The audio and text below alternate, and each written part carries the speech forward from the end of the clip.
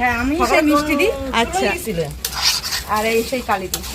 Hotel কটা থেকে কটা পর্যন্ত খোলা আছে? সকাল 7টা থেকে রাত 10টা পর্যন্ত একটানা চলে। এবার বলো তো এই হোটেলটা মানে এই ফেমাসটা হয়েছে কি রিসেন্ট না আগে থেকেই তোমাদের হোটেলটা ফেমাস ছিল?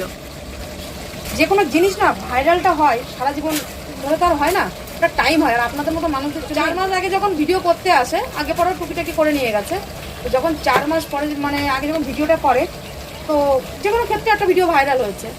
তো ভাইরাল হলেই তো মানুষ জানবে, দেশ বিদেশের লোক এখন আমাদেরকে দেখছে, বাইরের লোক, যে আপনারা তো আমাদেরকে চিনতেন না, তো ভিডিও করতে আসতেন বা খেতে আসতেন বা দিদিতে দেখতে আসতেন, যে কোনো একটা কারণেই তো এসেছেন তো।